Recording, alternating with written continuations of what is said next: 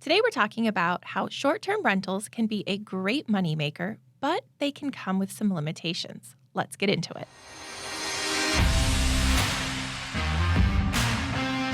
Thanks for joining us. Today, we are here with Tom Krieger, the fearless team leader of the TJK team. Yep.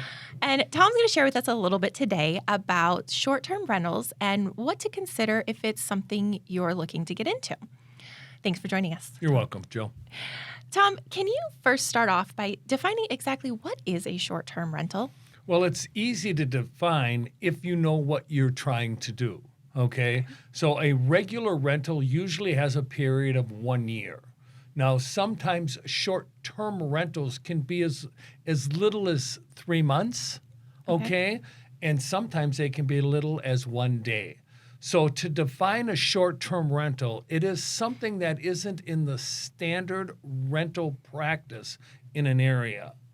So if you're in, let's say, New York City, an average rental period in time in New York City is about 1 year, okay?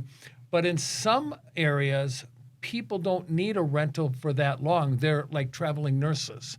So they may only need a rental for like 6 months or 3 months. Now we start having a shorter term rental. But in society now, what's happened is that short-term rentals is just another code name for Airbnbs. Okay, short-term rentals, I need to rent it for 2 or 3 days. Maybe I'm going to the Super Bowl and I want to rent it for a week prior to and during the Super Bowl. It may be when you come down to Tucson, Arizona, where we're located, the Gem Show, world famous Gem Show here in Tucson, Arizona. They have short-term rentals for the people who are bringing the gems and the minerals in, but they also have to have short-term rentals for the people coming here to buy. So short-term rental usually is 3 months or less. Most of the time when people use that language, they're talking about 2 or 3, 4 days. Okay, so it sounds like the definition of a short-term rental in most people's minds has changed in the more recent years then. Absolutely. And with the onset of profitable Airbnbs, the term short-term rental is associated mostly with like an Airbnb stay. Okay. No, that's super helpful. Yep. Thank you. So being that most people think about Airbnb when they think about a short-term rental, if our listeners are considering opening an Airbnb, can you share with us what are some of the first steps they should take? Do they just go look for a house? What should they do? Well, I think you always start with the end in mind, right? So why are you doing it? You like the fastest growing Airbnb people out there, women 60 years or older, they're actually the fastest growing Airbnb owners. Interesting. Yeah, they're retired or close to being retired. They've got time. It gives them something to do. It brings some extra income in to their probably established types of income, like their Social Security, maybe some pensions and things of that nature. Or are you looking to be like a short-term investor where you get in and you buy the house, you add a little value to it, you get a series of history on rentals in there, you can put together a profit and loss, and then you sell it as a business. And there are many other ways, but you want to start with the end in mind. Once you figure out what you want to do, now you go to the aspect of, okay, I want to make a certain amount of money a month on this Airbnb. And I also want the property itself to appreciate in value. So I'm going to meet with a real estate agent and say, okay, first of all, I need for you to tell me what normal rents are here. Then I need you to tell me what the value is of the property here. How much improvements do I have to put into it? And you start factoring all of that in, okay? It's a little complicated. You have a lot of issues you need to look at, but most importantly, you need to find out what the end game is. Start from the back and move forward. I was going to say, with all of those things that you mentioned, it sounds like doing it right is going to require some forethought, some planning, and definitely professional advice. Exactly what the professional advice. And you also want to talk to your accountant, okay, and see how this revenue is going to be taxed, because that's a big thing too. Is the revenue taxed like ordinary income, or can it be rolled into buying down the mortgage where you don't really receive the money, it just goes right to pay the mortgage down? Okay, so Okay, so that you could defer some taxes. And again, you always want to consult with an attorney. You always want to consult with your CPA. But there are ways of not actually taking the money yourself and just buying down the mortgage, so that over a period of time, if you do sell the property, now you get this one long-term chunk of change that's cash. okay, yeah, definitely a CPA then to figure out which of those Yep. options is best. Yep.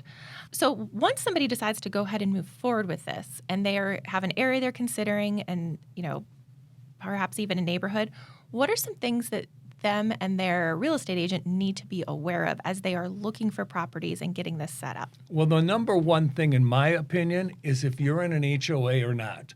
If you're not in an HOA, this doesn't apply. But if you're in an HOA, you have to see the requirements that the HOAs are putting on short-term rentals right now.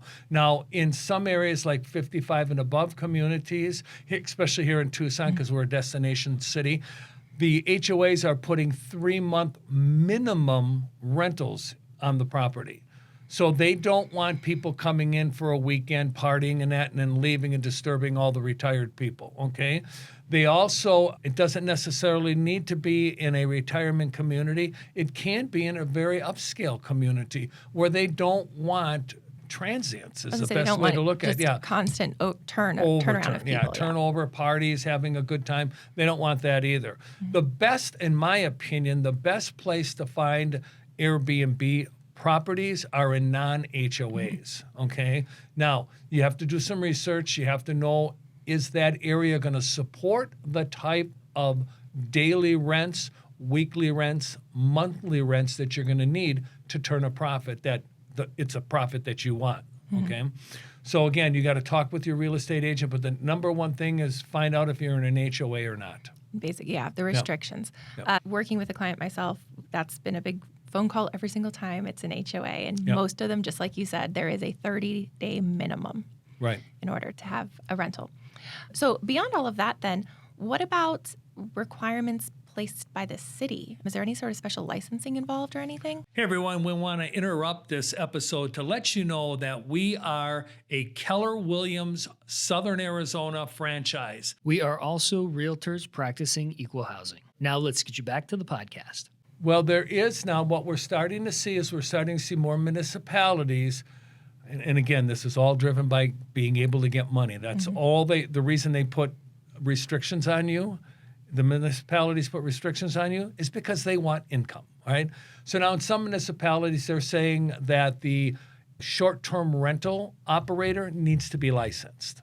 Okay, so you're going to have to go and apply for a license. And depending on where you're at, there's a series of steps you're going to have to undertake, okay? You're also going to have to abide by a code of conduct and not be discriminatory either. So that's, you have to be open to the protected classes in society, which we all should anyways. Right? Other things, if you do end up in an HOA or in different cities, you mentioned having a license, business license, real estate license? So you have to have it's a license to operate. Okay. It's almost like a business license, okay? It's a license to operate. They want to make sure that you have no real criminal background, and that if there's a place for complaints to be focused to, so there's a governmental department or head of that department. And again, everybody's a little different, but you understand kind of the generality of this is that if there's somebody going to complain, you got to have somebody to complain to, and then they can take action. So if you have several complaints, like you're not providing the services, you're misrepresenting the place they're renting, and now somebody's paid you $5,000 to rent the place for 3 weeks, right? And they get there and it's a trailer and it's not the house. They got to have some place to file a complaint, try and get their money back, especially if you're not part of like Airbnb or Evolve, which are services that help people out with short-term rentals, and if you do it by yourself. So short-term rentals then sound like they potentially could be a good moneymaker, like you said, something to do, an additional source of income, but definitely as it's become more popular and more developed, more restrictions have been put into place, and we need to make sure that we're following the local guidelines. Correct. And now what we're starting to also see, and this is something new, is we're starting to see the Airbnb owners offering other services for value. So if you want Interesting. flowers delivered to your place, we'll deliver the flowers at $50 an arrangement. So you can make anywhere between $100 and $500 extra income just by providing some of these extras. Okay? Some extras that are popular in that Yeah, area. sometimes they're going to be putting alcohol in there. Sometimes they're going to be putting food in there. So the Airbnb provider will offer these services, okay? They'll have an in-house masseuse come in and maybe give a massage in the property. So there are ancillary ways of also making money, not only besides the rent, okay? And obviously you could see where some of this could lead down a nefarious, and that's another reason why they want to keep people licensed so they can monitor that too. Okay. But it's something we're starting to see more and more of are these ancillary services that are being provided. It's just not the house and clean sheets and the cookware, right? It's okay, I need a barber to come in. And okay, maybe I have a special needs child. I can't take him to the barber, or I need to have a babysitter come and watch my mother who might have dementia.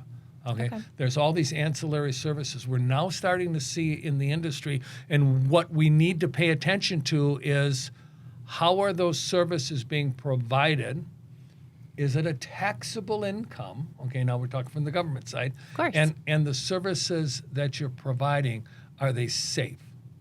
Right? Okay.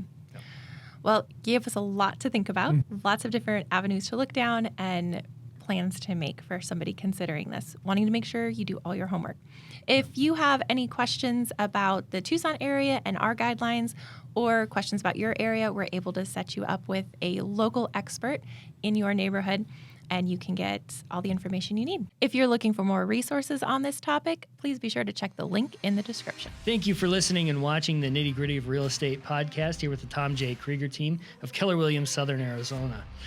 If you are interested in buying a home, selling a home, or even investing in real estate, we have 5,000 agents across the country that we can connect you to. If you need any free resources, feel free to check out our website at www.thetjkteam.com. We hope you have a great day.